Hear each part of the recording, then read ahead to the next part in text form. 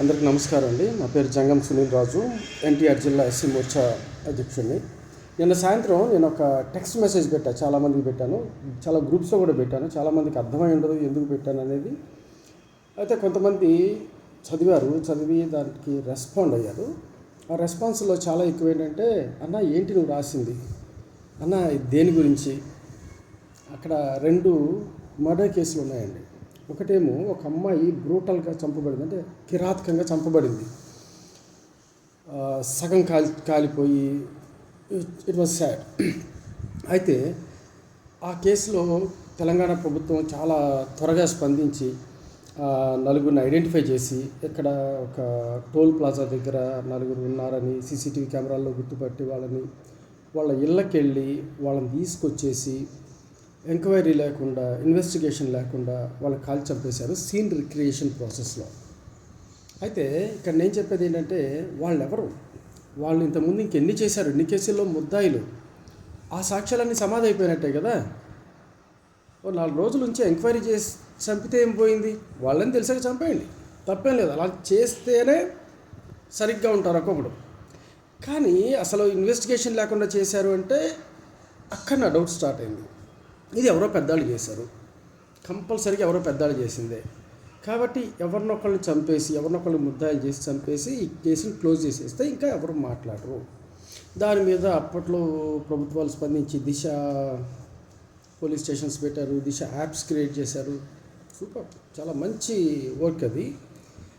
అయితే రెండోది, ఈ మధ్య రీసెంట్గా 1-2 సంవత్సరాల లోపే ఒక షెడ్యూల్డ్ కులాలకు చెందిన వ్యక్తి, అంటే ట్రైబల్స్, ఆ అబ్బాయి ఇంజనీరింగ్ చదువుతున్నాడు.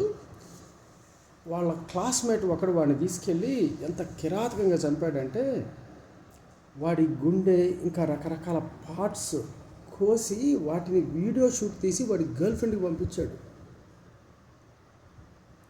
వాడు బతుకుండగా పార్ట్స్ తీశాడు, ఎంత కిరాతకంగా చేశాడో, చంపేసి పార్ట్స్ తీశాడో తెలియదండి. అయితే ఆ కేసు కూడా పోలీసుల దగ్గరకు వచ్చింది. ఆ కేసు కొన్నాళ్ళకి ఏమైందంటే, ఆ అమ్మాయిని పట్టుకున్నారు, ఇన్వెస్టిగేషన్ జరిగింది, ఆ అమ్మాయి డబ్బులు ట్రాన్స్ఫర్ చేసింది తెలిసింది, వీడియో క్లిప్స్ పంపించింది ఆ అమ్మాయికి తెలిసింది, అంతా బయటకు వచ్చింది. అయితే ఇక్కడ కామెడీగా ఏంటంటే, ఆ అమ్మాయికి బెయిల్ దొరికేసింది. ఆ చంపినాడు ఎవడైతే ఉన్నాడో వాడు పోలీసులను ఛాలెంజ్ చేశాడండి. ఏమని, మీరేం చేయగలరు, నన్ను మహా అయితే జైల్లో పెడతారు, అంత చంపను కూడా చంపలేరని చెప్పేశాడండి వాడు. చూడండి ఎంత వ్యత్యాసం ఉందో 2 కేసులకి. అయితే నేను చూశాను ఈ కేసులో ఇంకా ప్రోగ్రెస్ ఉంటుందేమో అని. చాలా నుంచి ప్రోగ్రెస్ లేదు. అందుకు నేను ఒక చిన్న మెసేజ్ పెట్టాను అందరికీ. అసలు ఎంతమందికి గుర్తుంది అంటే, చాలామంది కాల్ చేసిన వాళ్ళలో ఈ మెసేజ్ దేని గురించి అడిగిన వాళ్ళు కొంతమంది, ఫస్ట్ కేసు గుర్తుంది, సెకండ్ కేసు గుర్తులేదని కొంతమంది, అసలు సెకండ్ కేసు ఇది ఎప్పుడు జరిగింది అన్నాళ్ళు కొంతమంది. ఇది మన సోషల్ రెస్పాన్సిబిలిటీ.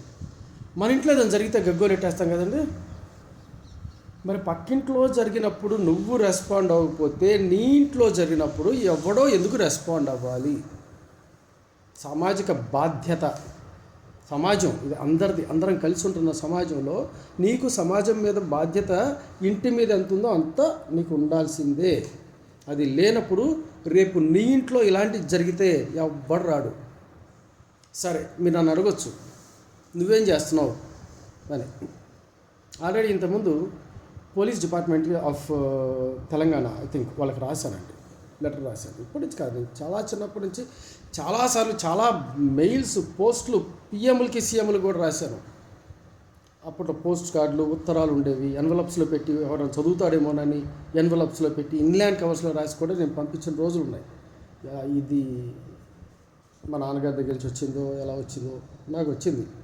ఇప్పుడు నేనేం చెప్తున్నానంటే, ఆ రోజుల్లో కొంచెం కష్టమేమో.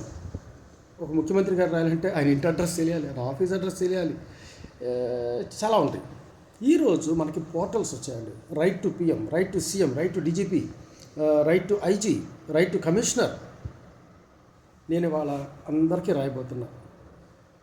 నిన్న నేను పంపించిన మెసేజ్ చాలామంది పోలీసులు కూడా పంపించానండి. కనీసం అట్లయినా సజ్జనార్ గారికి, తర్వాత తెలంగాణ మాజీ ముఖ్యమంత్రి గారికి, వాళ్ళ అబ్బాయికి, వాళ్ళకి అందుతుందేమో, ఎంతో కొంత రెస్పాండ్ అవుతారని. ఎవరు రెస్పాండ్ అవ్వలేదండి, డిపార్ట్మెంట్లోంచి ఎవరు రెస్పాన్స్ అవ్వలేదు నాకు ఇంతవరకు. ఎందుకంటే వాళ్ళు అవ్వకూడదు డైరెక్ట్గా అలా వాళ్ళని తప్పు అంటలేదు, వాళ్ళు అవ్వకూడదు డైరెక్ట్గా. They have some process and set of rules that they have to follow. ఇదండి సంగతి. మన సామాజిక బాధ్యత ఇలా ఉంది. ఈ కాల్ చేసిన వాళ్ళలో చాలామందిని కొన్ని క్వశ్చన్స్ అడిగాను నేను. అన్న ఇప్పుడు పెన్షన్ పెరిగిందంట కదా, ఎంత అంటే తక్కువ చెప్పేశారు. ఇది తల్లికి వందనం ఎంత అంటే ఎంతమందికి ఇస్తున్నారంటే ఇంకా తెలియదు బాబు, అది వస్తుంది పడుతుంది అన్న ఒకడనే. రుణమాఫీ ఏదో పడిందంట నిన్న, దాని గురించి అది ఇంకా మాకు పడలేదని ఒకడు తెలంగాణలో అనుకుంటా. అదే నాకు ఫోన్ చేసిన వాళ్ళనే నేను అడిగా, నేను ఎవరికి నేనేం గెలుపుకోలే, ఒక మెసేజ్ పెట్టి చూసి అసలు ఎంతమందికి ఈ 2 సీన్స్ గుర్తున్నాయి, అసలు ఎంతమంది మర్చిపోయారు. కానీ మీడియా మర్చిపోవటం ఆశ్చర్యం అండి. అందరూ మర్చిపోయారు, ఓకే. మరి మీడియా ఒకరోజు చైతన్య కాలేజీలో ఎక్స్ట్రా క్లాస్ పెట్టారని దానికి గగ్గోలు పెట్టేస్తారు. ఇంకా చిన్న దానికి అసలు నానా రాద్ధాంతం చేసే మీడియా ఇంత పెద్ద కేసు ఎలా వదిలేశారు? దీని వెనక్కున్న అసలు నిజాలేంటి? అదే ఆ నలుగురుని ఐడెంటిఫై చేసి చంపేశారు కదా దిశ కేసులో. ఓకే, ఇక అది తవ్వుకుంటూ పోతే ఒక్కడి వైఫ్ ప్రెగ్నెంట్, వాళ్ళ నాన్నగారు చనిపోయారు. చాలా చిన్న ఫ్యామిలీస్ అండి వాళ్ళు, చాలా చిన్న ఫ్యామిలీస్. వీళ్ళు పనిచేస్తే కానీ వాళ్ళ కుటుంబాలు నడవు. వాళ్ళ భార్యలు చదువుకోలే, తల్లిదండ్రులు చదువుకోలే, కనీసం చిన్న లారీ క్లీనర్లు ఉద్యోగాలు చేసుకునే వాళ్ళని చంపేశారు. ఇక్కడ వీడేం పోలీసులు ఛాలెంజ్ చేసి వాడు ఇంకా బతికే ఉన్నాడు. ఆ అమ్మాయికి బెయిల్ దొరికింది. ఆ అమ్మాయి వీడికి డబ్బులు ఇచ్చి మరి వీడికి ఫోన్పేలో గూగుల్ పేలో చేసింది. అప్పుడు న్యూస్లో ఇవన్నీ వచ్చాయండి. చేసిన అమ్మాయికి బెయిల్ ఎలా దొరికింది? Actively or passively she is involved. ఇది. సో నేను ఈరోజు నిన్న మెసేజ్ పెట్టాను చాలామందికి, మెసేజ్ కాదు, యాజ్ ఎ రెస్పాన్సిబుల్ సిటిజన్గా ఈరోజు right to PM, right to CM, right to department of పోలీసులో ఎంతమందికి ఉంటే అంతమందికి నేను దీన్ని ఎందుకు ఆపేశారు ఒకటే అడుగుతా వాళ్ళని కూడా. ఇది మీ ఇంట్లో జరిగితే, ఎందుకంటే చాలామంది పోలీస్ స్టేషన్లో పోలీస్ వాళ్ళ మీద, లేడీ కానిస్టేబుల్ మీద బోల్డని దారుణాలు జరిగాయి, బోల్డని జరుగుతున్నాయి, అన్నీ చెప్పుకోలేరు అంతే. బయటకు వచ్చే ఆడాళ్ళ మీద బయటకు వచ్చే కేసులు నేను చెప్తున్నానండి 5% మాత్రమే అఘాయిత్యాలు, కేసులు కదా అఘాయిత్యాలు. 95% పరువను, ప్రతిష్టను, కుటుంబం చెప్పుకొనియే ఎక్కువ ఉన్నాయండి. నేను అంత డెప్త్గా కొన్ని సబ్జెక్ట్స్ చదివాను, కొన్ని కేస్ లాస్ అంటాం మేము, అవన్నీ చదువుకుంటూ వెళ్తే ఈ జరుగుతున్నాయి చూస్తుంటే ఇంకెన్ని ఇళ్లలో జరుగుతున్నాయి, మన ఇళ్లలో ఇట్లాంటివి జరగట్లేదా? జరగచ్చు, జరుగుతుండొచ్చు, మనకు తెలియదు, చెప్పుకోలేము, కొన్ని తెలిసి కూడా చెప్పుకోలేము కొన్ని. So as a responsible citizen ఈరోజు నేను అందరికీ రాయదలుచుకున్న ఈ విషయం మీద. ఎందుకంటే వాళ్ళని కూడా చంపాల్సిందే.